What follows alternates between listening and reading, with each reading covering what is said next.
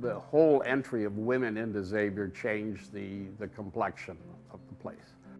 I want to say how much my life has been enriched by my time at Xavier and continues to be.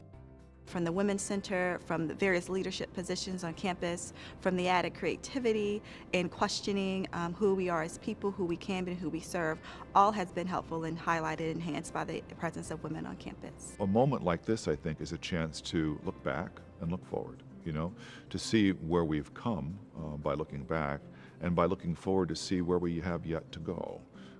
So I think that this anniversary year will have both of those dimensions to it.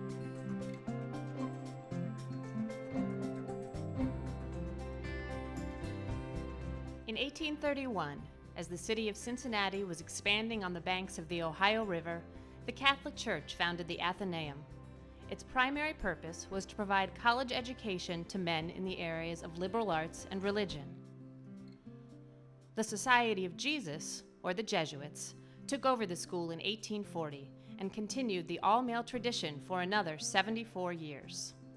It's clear that we began admitting women at Xavier in 1914 when we established summer programs, especially for women religious in the community. And the first graduates of Xavier University were women religious.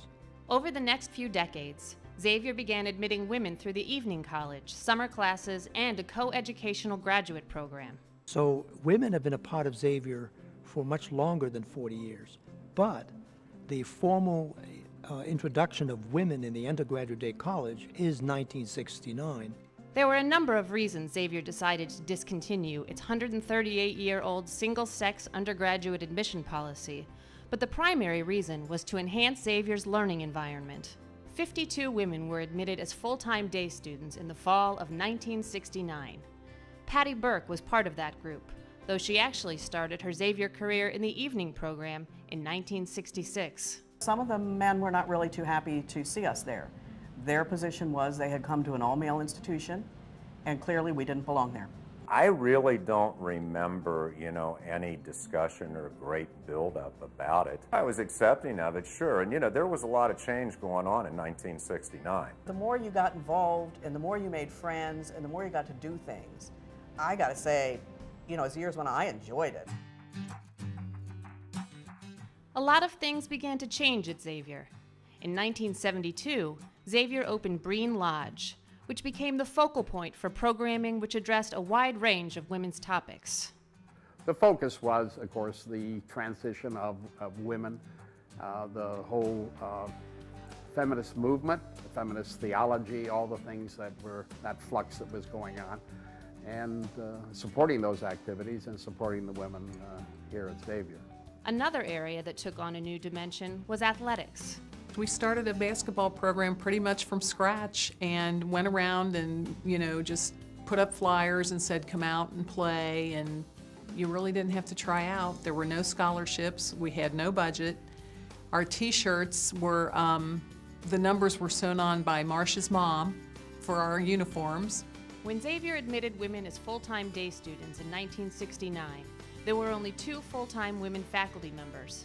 Today, there are more than 150. Biology professor Linda Fink has taught at Xavier since 1976. At the time that I came, there was a sprinkling of women, but to me it wasn't particularly noteworthy that I didn't have women colleagues. I didn't really notice that much because there were so many women around, and many of them were students, of course. I chose Xavier because of its academic excellence, and particularly because I wanted to be in the pre-med program. But at that time, women were well accepted by the students here. I mean, I heard rumblings about whether or not all the alumni were happy with that choice, but it never affected what was going on campus. A historical development at Xavier was the addition in 1980 of a second campus and a 4th undergraduate college, Edgecliff College. Founded in 1935 by the Sisters of Mercy as a women's liberal arts college, Edgecliff brought with it 45 years of dedication and academic excellence. In 1985, the Edgecliff campus was sold and all programs were moved to the main campus. In 1999, Alumni Hall was renovated and renamed Edgecliff Hall as a physical presence of the legacy of Edgecliff College. When the purchase came up, it was, I think it was very difficult for the students, and it was very difficult for the alumni. But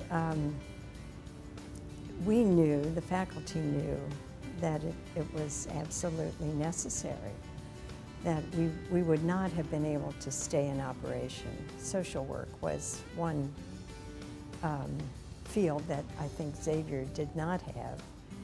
And nursing, art, music, those all came from Edgecliff. Now that's not to say Xavier did not have some courses in those areas, but the departments came from Edgecliff and grew by far here. Breen Lodge closed in 1980, though the discussion of women's issues on campus continued. Then, in 2007, Xavier established the Women's Center, devoted to advocacy, resources, and education focusing on women, girls, and gender. It's not just about creating equality for the students, it's about training students to seek gender equity in the work that they do. And that women's centers are the places where we can pursue the thinking and the action that goes into pursuing what we would envision as a valued world for both women and men. Today, the extraordinary women of Xavier continue to use their talents to help the university grow, become more diverse, and advance our Jesuit mission. In the time that I've been on Xavier's campus as a faculty member, we have periodically examined the role that women play and tried to understand the extent to which women faculty feel valued for their role. And I can say that I have never felt that I wasn't valued as an equal member with everyone else on campus. It was always important for me to never always attend an all-black high school or an all-girls high school. I wanted the best of both worlds. I definitely received the exposure to a wide variety of backgrounds when I attended Xavier University. Certainly I knew that when my mom came to Xavier, she was, one of the only women, maybe a handful, who were here at the time. But I certainly knew by the time I was starting at Xavier that was not the case any longer, and that wouldn't be an issue. And of course it was not an issue. I am a native of Cincinnati, and so therefore I didn't even look at Xavier or UC for that matter, because I didn't want to invite the possibility of staying in town.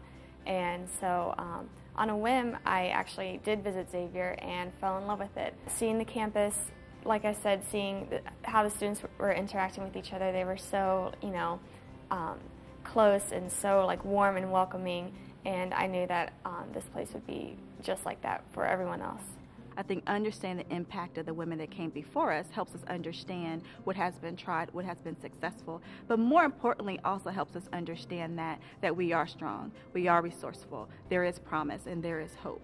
So what we've seen is a transformation in the profile of the whole university, understanding an important role that Xavier has to play in relating with women, in relating with minorities, in relating with various groups in society. So Xavier is a much more open, much more dynamic institution today than it was before it went fully co-ed in '69.